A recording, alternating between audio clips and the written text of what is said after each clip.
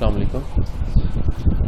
सो बिलाल, ये तुम्हारी जो कम्युनिकेशन की लैब है, इसमें जो फर्स्ट लैब है ना, वो रिलेटेड टू जो लैब में तुम्हारे फंक्शन जनरेटर्स जो ऑसिलोस्कोप्स वगैरह हैं, तो उनका इंट्रोडक्शन वगैरह है कि उनको किस तरह यूज़ करना है। तो होपफुली अगर यूनिवर्सिटी खुली, बल्कि तुम्हारा लास्ट सेमेस्टर है, तो ऑब्वियसली तुम्हें अच्छी नो होगी उन चीज़ों से, मतलब ऑसिलोस्कोप कैसे यूज़ करते हैं या फंक्शन जनरेटर। ठीक है, तो उसको मैं स्किप कर रहा हूँ। तो अभी हम सेकंड और थर्ड लैब जो है ना वो इकट्ठी करेंगे, सेकंड और थर्ड लैब। तो उसमें क्या है कि जो सेकंड लैब है वो इंट्रोडक्शन टू मैट लैब है। ठीक है, तो छोटा सा माइन्यूट से मैं तुम्हें इंट्रोडक्शन दे देता हूँ। वैसे तुम मैट लैब तुमने सिग्नल एंड सिस्टम में, डीएसपी में, कंट्रोल्स में बहुत जगह जो है वो पड़ी है। ठीक है, तो इसमें ये यहाँ पे जो इसकी ये कमांड विंडो होती है, यहाँ पे डायरेक्टली तुम कोई भी कैलकुलेशन या कोई भी वेरिएबल डिक्लेयर करके उसके ऊपर कोई भी कैलकुलेशन कर सकते हो। ये मैंने जैसे एक वेरिएबल क्रिएट किया है इक्वल टू 3। ठीक है, अब अगर तुम इसमें कुछ ऐड करना चाहते हो तो मैं अगर इस तरह लिख दूँ a +5, तो ये देखो 8 हो गया। ठीक है, इस तरह इधर कोई भी ऑपरेशन परफॉर्म करना है तुम यहाँ पे डायरेक्टली जो है उसको कर सकते हो कमांड विंडो में। इसी तरह एक होता है कि तुम एम फाइल जनरेट करो। यहाँ पे जैसे ये एक एम फाइल है, यहाँ पे मैं एम फाइल जनरेट करूँगा और उसको मैं रन करूँगा, तो मेरा जो रिज़ल्ट है, या वो मुझे प्लॉट चाहिए होगा तो वो प्लॉट मेरे पास आ जाएगा, या उसका जो रिज़ल्ट है वो कमांड विंडो में आ जाएगा। ठीक है, अब लेट्स सपोज अगर तुमने इंट्रोडक्शन में थोड़ा सा होता है कि मैट्रिसेस वगैरह किस तरह जनरेट करते हैं। लेट्स सपोज अगर तुमने कोई मैट्रिक्स जनरेट करनी है, ये देखो ये, अगर मैं 2x2 की मैट्रिक्स जनरेट करता हूँ, 2 2, ये फर्स्ट रो होगी और ये सेकंड रो हो जाएगी।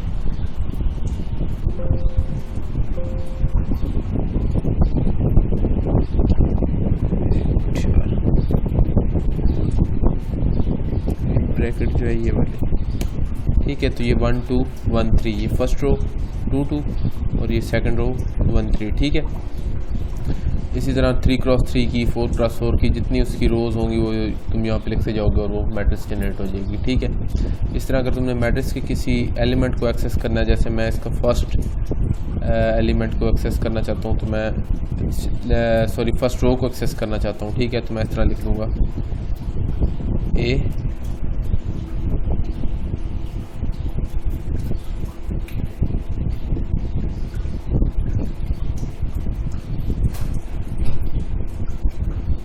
तो ये फर्स्ट कॉलम एक्सेस हो गया। अगर तुमने रो एक्सेस करनी है तो तुम इसको इस तरह लिख लोगे।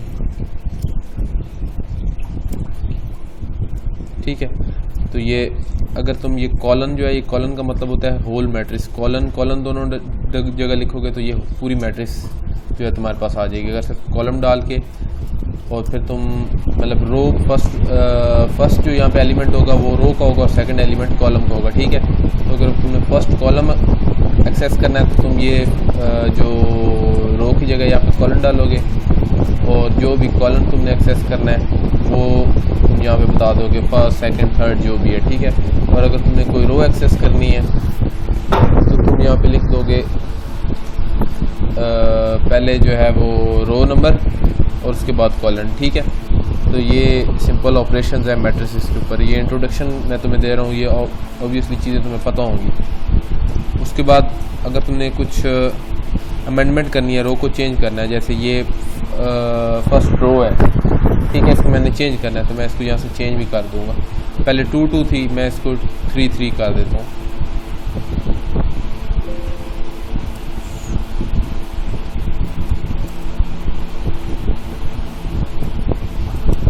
ठीक है, तो ये 3 3 हो जाएगी। इस तरह ये तुम इसकी रो को भी चेंज कर सकते हो। ठीक है, अब मैं तुम्हें लेके चलता हूँ इधर एम फाइल पे। एम फाइल किस तरह जनरेट करते हैं और फिर उसको कैसे रन करना है। लेट्स सपोज तुमने एक सिंपल जो है ना वो सिग्नल जनरेट करना है। मैं तुम्हें यहाँ पे एक यूनिट इम्पल्स बल्कि यूनिट स्टेप फंक्शन जो है मैं तुम्हें यहाँ पे एक जो है वो जनरेट करके दिखाता हूँ। सबसे पहले तुम ये CLC लिखोगे, फिर क्लोज। CLC का मतलब होता है कि एक कमांड विंडो को क्लियर कर देगा। क्लोज आल क्या करेगा, सारे वेरिएबल्स वगैरह, सारे जो बैक एंड पे ग्राफ वगैरह खुले होंगे, तुम्हारे जो प्लॉट्स वगैरह होंगे वो क्लोज कर देगा, प्लॉट्स वगैरह, फिगर्स वगैरह। और इसके बाद तुम लिखोगे क्लियर ऑल। अगर तुमने ऑलरेडी कुछ वेरिएबल्स वगैरह डिक्लेयर किए हुए हैं पिछले टास्क में। जैसे देखो यहाँ पे जितने भी मैंने वेरिएबल्स डिक्लेयर किए थे, ये देखो इस वर्क स्पेस में वो सारे जो हैं वो विजिबल हैं और सेव हैं, ठीक है। तो इनको सबको क्लियर करने के लिए क्लियर आर, ठीक है। तो ये जब भी तुम प्रोग्राम लिखो तो बेटर है कि तुम ये 3 इंस्ट्रक्शंस जो है वो पहले कॉपी पेस्ट कर लिएगा। अच्छा, मैं अगर यूनिट स्टेप फंक्शन जो है मैंने डिफ़ाइन करना है, ठीक है, तो मैं पहले उसका एक टाइम डोमेन जो है वो डिफ़ाइन करूँगा। 0 से मैंने डिफ़ाइन कर दिया 0 से 0.1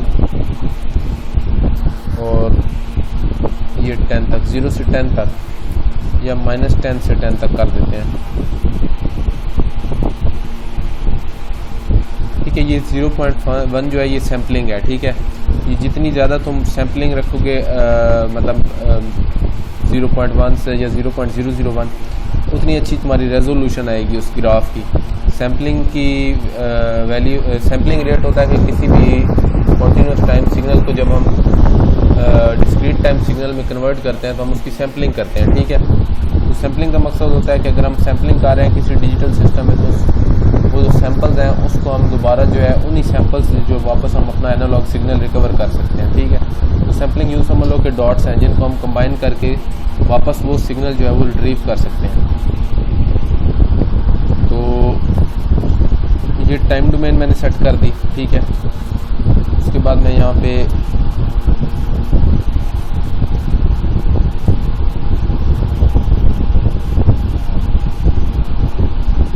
ये हैवी साइड जो है ये है कमांड है यूनिट इम्पल्स के लिए बिल्ट इन फंक्शन है हैवी साइड का, ठीक है। तो हैवी साइड ऑफ टी मैं करूँगा तो ये मेरे पास जो है वो फंक्शन जो इम्पल्स है वो जनरेट हो जाएगी। ये बिल्ट इन कमांड है इसकी मैटलैब की, heavy side of T unit impulse के लिए, सॉरी यूनिट स्टेप के लिए। तो यूनिट इम्पल्स के लिए डायरेक्ट है, डायरेक्ट टी। तो यूनिट इम्पल्स यूनिट स्टेप हम बना रहे थे, इसको मैं प्लॉट कर देता हूँ। तो इसको मैं प्लॉट करूँगा तो ये मेरे पास आ जाएगा।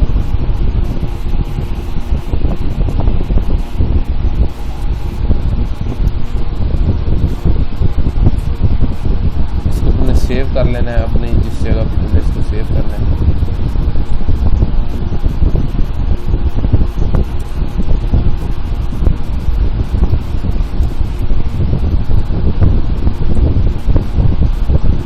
ये देखो ये यूनिट इम्पल्स जो है वो जनरेट होगी। ये देखो unit step, sorry unit step function होता है कि 0 से नीचे जो है वो माइनस इन्फिनिटी वाली साइड पे ये 0 होगा और 0 से आगे पॉजिटिव इन्फिनिटी तक ये 1 होगा। लेकिन हमारा टाइम डोमेन जो रेंज है वो मैंने -10 to 10 रखी थी, इसलिए ये -10 to 10 तक प्लॉट हो गया, ठीक है। और उससे 0 से 10 तक ये फिर 0 से आगे पॉजिटिव इन्फिनिटी तक की इसकी जो मैग्नीट्यूड होता है वो 1 ही रहेगा, ठीक है। तो ये टाइप ऑफ स्टेप बन जाता है, ठीक है। तो इसलिए इसको यूनिट स्टेप कहते हैं। तो ये थोड़ा बेसिक इंट्रोडक्शन था, ठीक है। अब जो मेन फोकस है वो ये है कि मैटलैब में मैं आपको डिफरेंट जो जैसे sine, cosine, sawtooth wave, triangular wave ये किस तरह जनरेट करते हैं, ये कॉन्टीन्यूस डोमेन में सारे मैं आपको बताऊँगा, डिस्क्रीट में नहीं, सारे कॉन्टीन्यूस डोमेन में।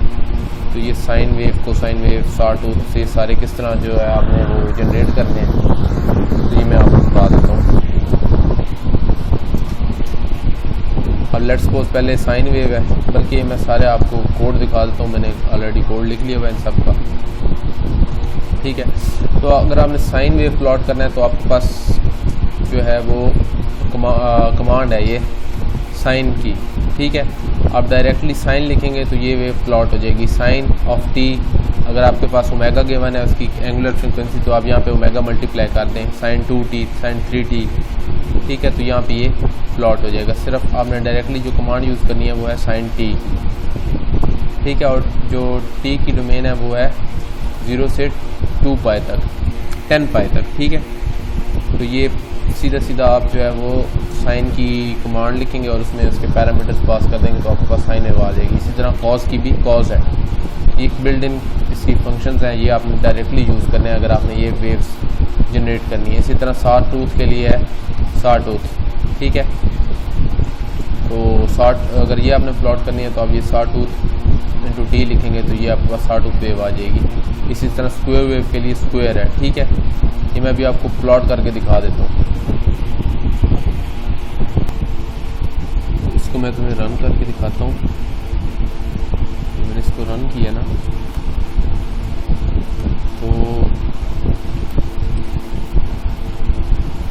ये देखो यहाँ पे ये पहली साइन वेव आ रही है, ये कॉज आ रही है, ये sawtooth आ रही है। अच्छा, sawtooth और ये स्क्वायर वेव को मैं तुम्हें बताता हूँ एक चीज़ कि अगर ये देखो यहाँ पे ये 0.5 लिखा हुआ है, अगर इसको मैं 0.5 को मैं 1 कर देता हूँ, ये सही प्योर sawtooth वेव बन जाएगी, ठीक है।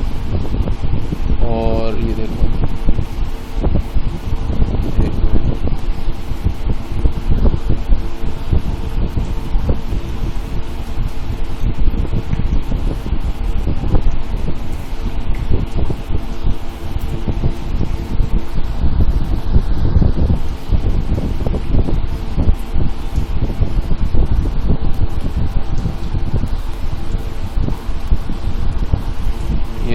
ये सही प्योर sawtooth बन गई। अगर इसको मैं 0.5 कर दूंगा तो मुझे रेक्टेंगुलर वेव मिल जाएगी, ठीक है।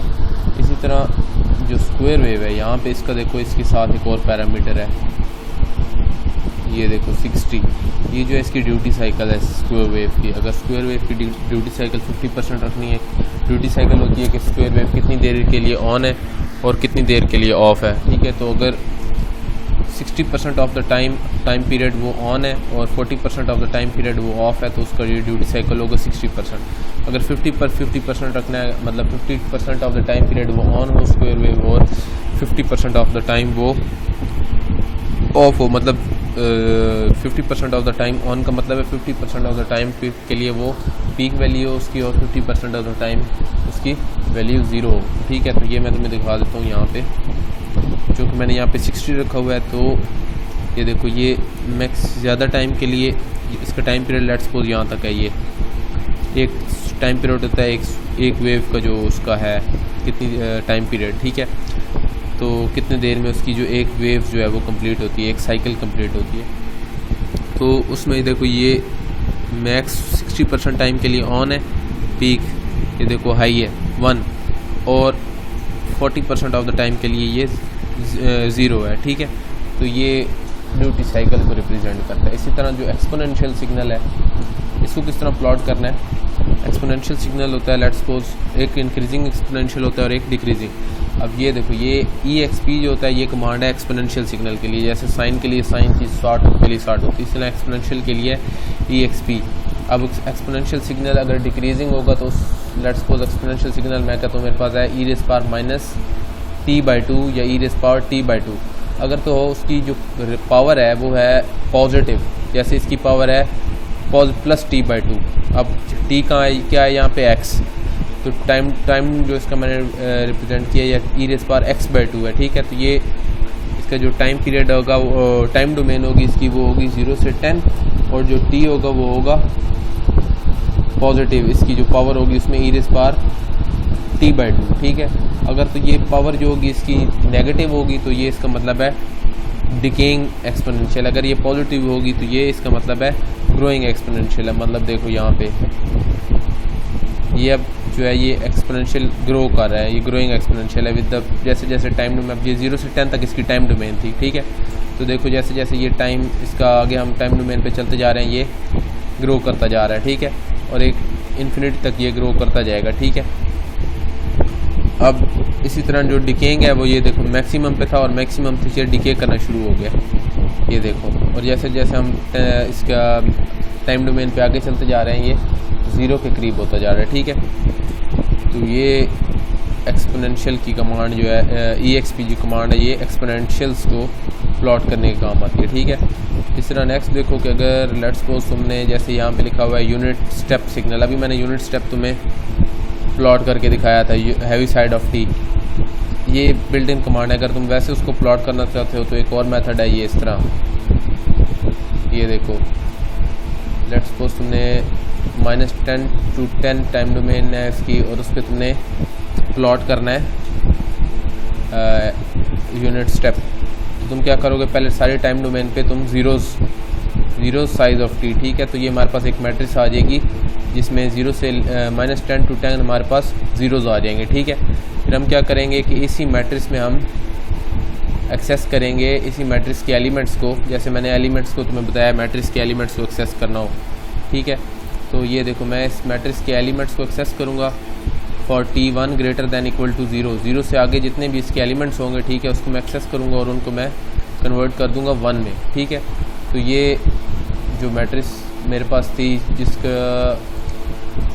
जिसके जो मतलब नंबर ऑफ़ कॉलम समझ लो, नंबर ऑफ़ कॉलम जो थे वो -10 to 10 थे, और उनमें जो मतलब -10 to 10 तक थे, लेकिन उसकी मतलब -10 के बाद जो कॉलम नंबर होगा वो -10 -0.001 मतलब वो 9.999 होगा, 9.999, फिर इसी तरह 9.998, इसी तरह इतने कॉलम्स होंगे उसके, इतने डिफरेंस के बाद, ठीक है, -10 से 10 तक। तो मैं उसमें जब t greater than equal to 0 होगा उसके बाद वाले सारे कॉलम्स को एक्सेस करूँगा और उनकी वैल्यूज़ को मैं 1 कर दूँगा। नंबर ऑफ़ एलिमेंट्स को एक्सेस कर रहा हूँ बेसिकली मैं ये, ठीक है। तो जितने भी एलिमेंट्स होंगे for t greater than equal to 0 उनको मैं 1 कर दूँगा, ठीक है। तो ये सारे 1 हो जाएंगे, ठीक है। तो उसके बाद 0 से आगे सारा 1 हो जाएगा, जिस तरह हैवी साइड में था ना कि 0 से पहले टाइम डोमेन पे सारे 0 थे, 0 से आगे 1 थे, ठीक है। तो ये दूसरा मेथड है, अगर तुम इससे करना चाहो तो इससे कर लो, अगर तुम हैवी साइड की कमांड से करना चाहो तो उससे कर लो। इसी तरह अगर तुमने अब इसके बाद क्या है, शिफ्टिंग है थोड़ी सी, ये देखो अब इसी में तो उसने थोड़ा सा -3 का शिफ्ट दे दिया है, T-3। अब -3 का शिफ्ट है, इसका मतलब क्या है कि अगर -3 होगा तो ये पॉजिटिव टाइम डोमेन की तरफ जो यूनिट स्टेप है वो शिफ्ट हो जाएगा, ठीक है। तो उसके लिए तुम क्या करोगे, बजाय t greater than equal to 0 को 1 करो, तुम t greater than equal to 3 को 1 कर दोगे, जैसे यहाँ पे हुआ है, ठीक है। वरना तुम सीधा हैवी साइड की कमांड से हैवी साइड ऑफ T-3 लिख दो तो वो भी सेम हो जाएगा, ठीक है। तो ये इसको भी प्लॉट करके मैं तुम्हें दिखाता हूँ, बल्कि प्लॉट हुआ है, ये देखो ये 0 से जो है वो स्टार्ट हो रहा है, और ये देखो ये 3 से पॉजिटिव की तरफ शिफ्ट हो गया, यही सिग्नल 3 पे शिफ्ट हो गया, यहाँ से क्यों हो गया, ठीक है। तो ये टाइम शिफ्टिंग हो गई, ठीक है। इसी तरह ये T-5 का 5 पे शिफ्ट हो गया, ठीक हो गया।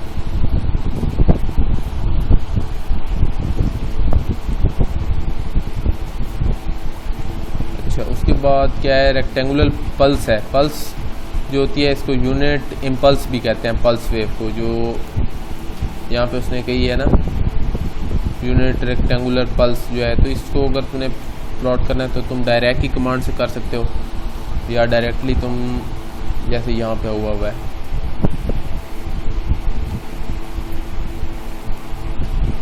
ठीक है। देखो अगर तुमने डायरेक्ट की कमांड से करना है तो डायरेक्ट इनटू t कर देना, ठीक है। तो तुम्हारे पास डायरेक्टली इम्पल्स आ जाएगी, वरना तुम क्या करोगे, सारे टाइम डोमेन पे ज़ीरोज़, उसके बाद तुम क्या करोगे, इम्पल्स जो होती है अब वो 0 पे 1 होती है, ठीक है। इम्पल्स फंक्शन होता है, तुमने सिग्नल्स में पढ़ा होगा, यूनिट इम्पल्स होती है कि वो 0 से लेफ़्ट साइड पे और राइट साइड पे टाइम डोमेन पे 0 होती है और 0 पे वो 1 होती है, ठीक है। तो ये मैंने 0 पे इसको 1 कर दिया है, बाकी होल टाइम डोमेन पे ज़ीरोज़ हैं, ठीक है। तो ये इस तरह भी तुम इम्पल्स को प्लॉट कर सकते हो, और डायरेक्ट फंक्शन से भी, जिस तरह हैवी साइड उसका है, ठीक है। इसी तरह अगर इम्पल्स को हम शिफ्ट करेंगे, ठीक है, तो मैं बजाय 0 पे 1 करने के मैं उसको -5 पे 1 कर दूँगा, ठीक है। तो ये हो जाएगी यूनिट इम्पल्स।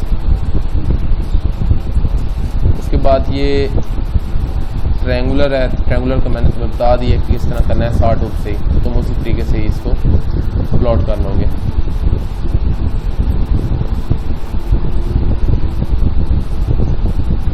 ये नेक्स्ट देखो कि नेक्स्ट पार्ट में हम क्या करेंगे, थोड़ी सी टाइम शिफ्टिंग, स्केलिंग और रिवर्सल प्रॉपर्टीज़ को जो है वो। टाइम शिफ्टिंग क्या होती है, जैसे मैंने अभी तुम्हें बताया है कि अगर सिग्नल जो है वो 0 से स्टार्ट हो रहा है तो उसको मैंने राइट साइड पे शिफ्ट करना है 3 यूनिट्स, तो मैं T-3 कर दूँगा टाइम डोमेन, ठीक है।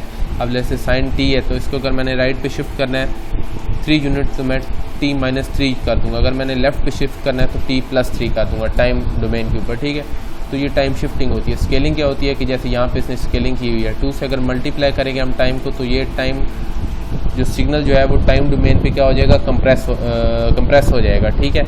अगर T/2 करेंगे तो सिग्नल जो है वो 2 यूनिट्स मतलब स्ट्रेच हो जाएगा, ठीक है। तो ये स्केलिंग होती है। और जो रिवर्सल होता है वो ये होता है कि अगर मैं साइन टी है तो इसको अगर मैं माइनस साइन टी कर दूंगा तो ये अक्रॉस वाई एक्सिस फ्लिप हो जाएगा, तो ये टाइम रिवर्सल होता है, ठीक है। या फ्लिप करना है अगर तो तुम साइन ऑफ माइनस टी करोगे तो signal across x axis flip हो जाएगा। तो ये टाइम स्केलिंग और ये बेसिक जो कॉन्सेप्ट्स हैं सिग्नल एंड सिस्टम के, ठीक है। तो ये मैं तुम्हें 2-3 सिग्नल जो हैं ये प्लॉट करके दिखाता हूँ। कोड देख लो इनका।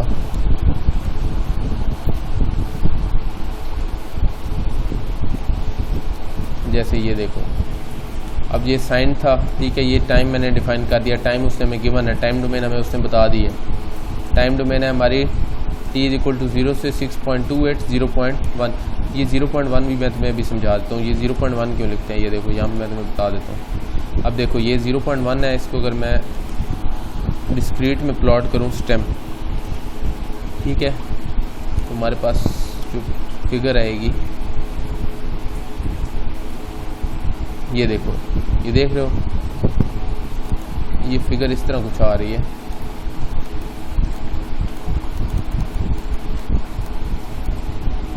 ये देखो, ये एक 0.1 पे डॉट लग गया, फिर 0.2 पे, 0.1 के इंटरवल के बाद हमारे पास डॉट्स आते हैं, ठीक है। अब अगर हमने कोई भी सिग्नल जो है वो रिकंस्ट्रक्ट करना है तो हम इन डॉट्स को मिला के उसको एनालॉग सिग्नल को रिकंस्ट्रक्ट कर सकते हैं, ठीक है। तो इसलिए हम ये जो है ये रेजोल्यूशन होती है। अब मैं जैसे यहाँ पे इसको मैं साइन टी कर देता हूँ तो मैं और ज़्यादा क्लियर हो जाएगा साइन, और इसको मैं 0.1 की बजाय 0.5 कर देता हूँ, ठीक है। अब रन करता हूँ, अब देखना, ये देखो, अब ये साइन वेव ही बन रही है। अगर हम इन इंटरवल्स को कनेक्ट करें तो ये देखो, ये हमारे पास साइन ही बन रही है। तो बेसिकली ये सैम्पलिंग होती है कि हम किस तरह अपने सिग्नल को डिस्क्रीट डोमेन में अगर है तो उसको हम वापस जो है, अगर हमने इसको डिस्क्रीट डोमेन में कन्वर्ट किया है। अब नॉर्मली जो भी हमारे जो सिस्टम्स होते हैं वो डिस्क्रीट डोमेन में होते हैं, हम उनको एनालॉग सिग्नल फीड करते हैं तो वो उसको डिस्क्रीट फॉर्म में कन्वर्ट करके उनको जो है वो प्रोसेस करते हैं, ठीक है। तो वापस हमें अगर वही सिग्नल अपना जो इनपुट सिग्नल था उसको रिकंस्ट्रक्ट करना हो तो हम ये सैम्पलिंग की टेक्निक से उसको रिकंस्ट्रक्ट कर सकते हैं। तो सैम्पलिंग बेसिकली यही सीन होता है कि हम एक स्पेसिफाइड इंटरवल के बाद एक डॉट जो है उसको कंसिडर करते हैं और फिर उन डॉट्स को अगर हम आपस में ज्वाइन करें तो हमारे पास वो सिग्नल जो है वो रिट्रीव हो जाता है, ठीक है। इसके लिए नाइकोस थ्योरम है, तुमने डीएसपी में भी पढ़ा है कि सैम्पलिंग फ्रीक्वेंसी कितनी रखनी चाहिए, ये सारी चीज़ें जो है वो मलहूज़ खातिर रखनी पड़ती हैं, ठीक है। तो ये 0.5 यूँ समझ लो, यहाँ मैटलैब में हमारी रेजोल्यूशन है। अगर अब देखो मैं इसको प्लॉट करूँगा, अगर तुम ये 0.5 जो सैम्पलिंग है फ्रीक्वेंसी इसको सही नहीं रखोगे, मतलब जो नाइकोस थ्योरम है वो कहता है ऑलमोस्ट होनी चाहिए, जो सैम्पलिंग फ्रीक्वेंसी है वो हाफ होनी चाहिए, जो आई थिंक उसकी जो ओरिजिनल फ्रीक्वेंसी है समथिंग लाइक दिस है, मुझे उसका नाइकोस थ्योरम याद नहीं है, लेकिन जो सैम्पलिंग का थ्योरम है, अब देखो ये देखो, अगर मैंने जो सैम्पलिंग है वो सैम्पलिंग फ्रीक्वेंसी अगर नाइकोस थ्योरम को फॉलो नहीं करी तो हमारा सिग्नल जो है वो सही रिकंस्ट्रक्ट नहीं होगा, ठीक है। तो कोशिश करो कि सैम्पलिंग फ्रीक्वेंसी जो है वो ज़्यादा रखो ताकि हमारा सिग्नल जो है उसकी रेजोल्यूशन अच्छी है, ठीक है।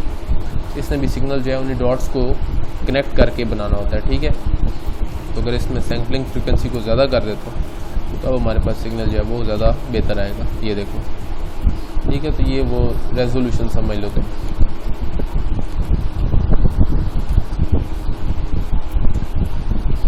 अच्छा, उसके बाद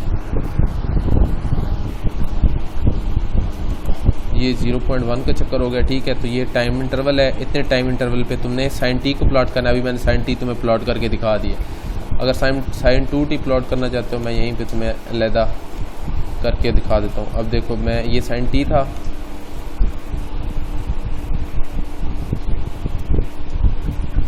ठीक है। अभी मैं इसको देखो यहाँ पे करता हूँ साइन 2t, ठीक है। तो इसको मैं कर देता हूँ y comma t coma,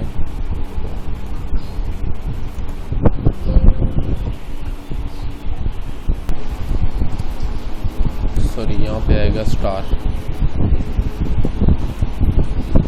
multiply sign 2t को हम 2 स्टार t, ठीक है।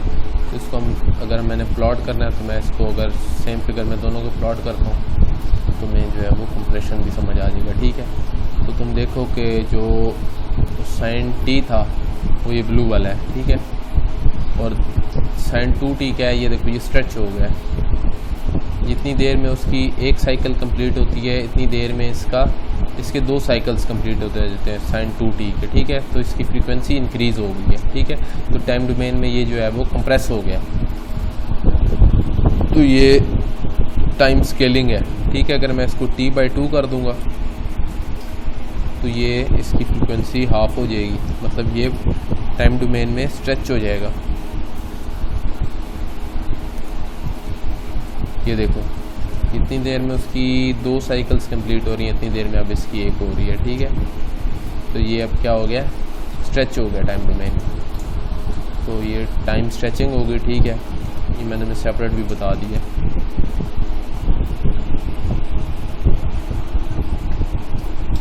ठीक है, इसी तरह तुमने ये y3 sin 5t तुम प्लॉट कर लोगे। ठीक है,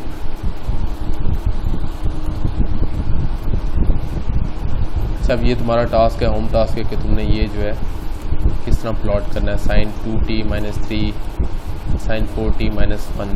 ठीक है, ये तुमने प्लॉट करना है। ठीक है,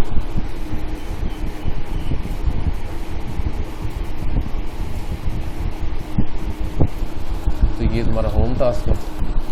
अच्छा, इसके बाद एक और चीज़ थी, पावर सिग्नल्स वगैरह। पावर किस तरह सिग्नल की पावर सिग्नल या एनर्जी सिग्नल वो क्या होते हैं। ठीक है, दैट्स वेयर मेरे पास एक सिग्नल है u(t - u(t - 1)।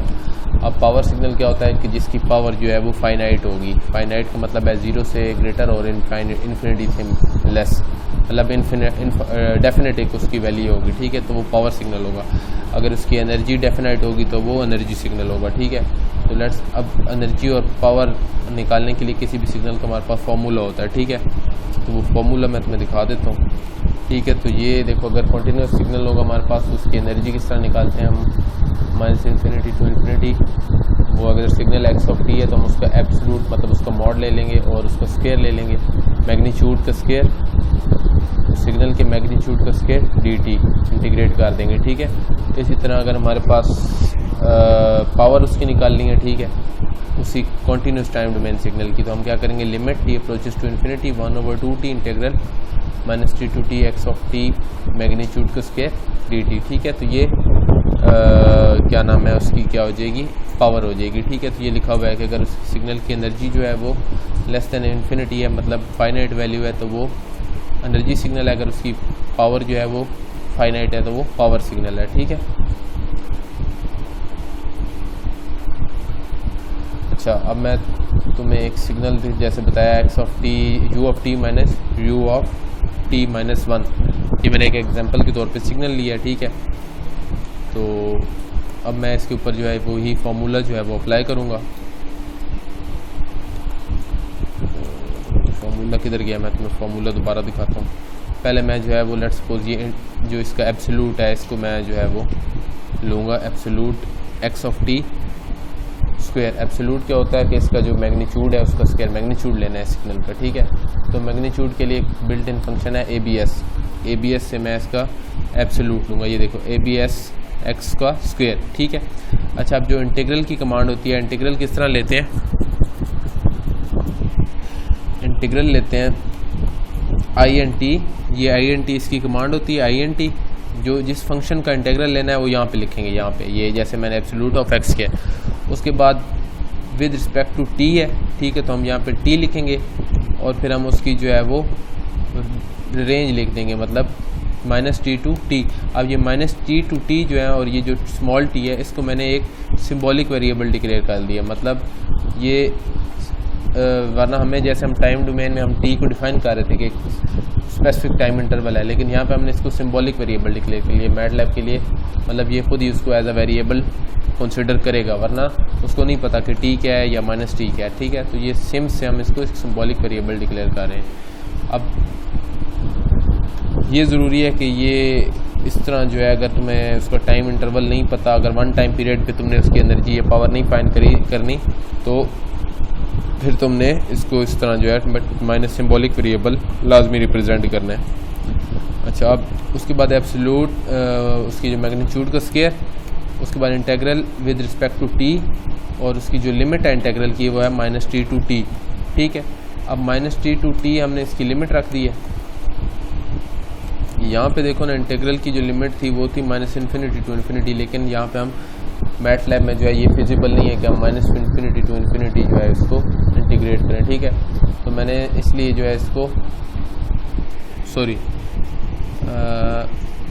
ये वाला पार्ट वो कर रहा है जिसमें ये -t टू टी उसने इंटेग्रल ले लिया। ठीक है, अब -t टू टी मैंने इसका इंटेग्रल लिया। ठीक है, तो ये मेरे पास इतनी चीज़ जो है मेरे पास आ जाएगी। ये देखो, उसके बाद उसने पावर ले ली है, ये इतनी चीज़ मेरे पास आ गई है। ये इसको मैंने डी कर दिया, -t to t x of t का स्क्वायर dt, ये इतनी चीज़ मेरे पास आ गई।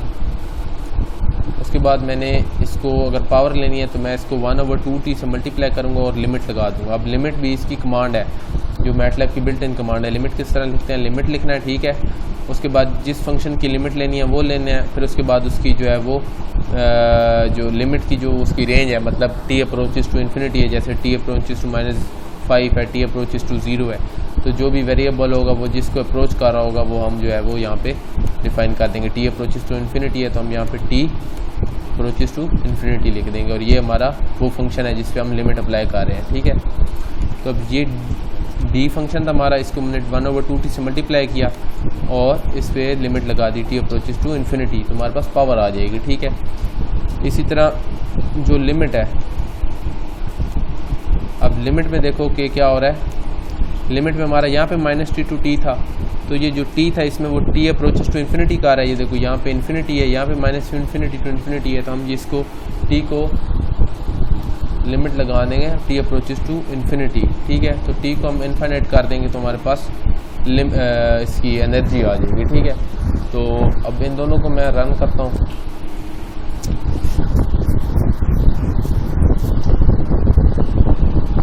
तो ये सिंप्लीफाई जो है बेसिकली, अगर तुम सिंप्लीफाई नहीं लिखोगे तो तुम्हारे पास आंसर सिर्फ इस तरह आ रहा है ये।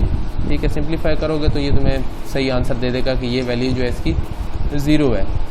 ठीक है, 0 आ गई, और एनर्जी को भी मैं सिंप्लीफाई करके लिखता हूँ।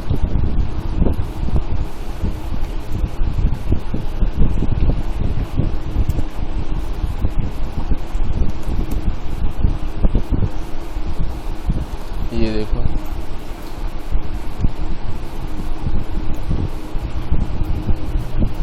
तो एनर्जी इक्वल टू 1 आ गई। इसका मतलब जो है वो ये एनर्जी सिग्नल है। ठीक है, तो इसी तरह अगर मैं सिर्फ u ऑफ t लेता हूँ, u ऑफ t लूँगा, इसको मैं रन करके देखता हूँ। ठीक है, तो इसकी जो पावर आ रही है वो 1/2 आ रही है और एनर्जी इन्फिनिट आ रही है। ठीक है, तो इसका मतलब है ये पावर सिग्नल है। ठीक है, तो ये एनर्जी और पावर सिग्नल का डिफरेंस था। ठीक है,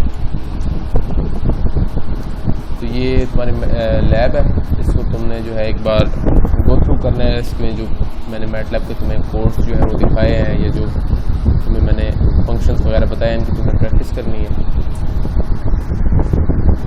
तो ये तुम्हारी लैब 2 और 3 थी। लैब 2 में इंट्रोडक्शन था मैटलैब का। ठीक है, और 3 में ये थोड़ा सा how to plot different signals in MATLAB. ये सिर्फ हमारी रिवीजन है, ये सारी चीज़ें तुमने सिग्नल एंड सिस्टम और DSP में ये सारी चीज़ें तुमने पढ़ी हुई हैं, इसलिए मैंने सिर्फ जो है वो गो थ्रू किया है इनमें से।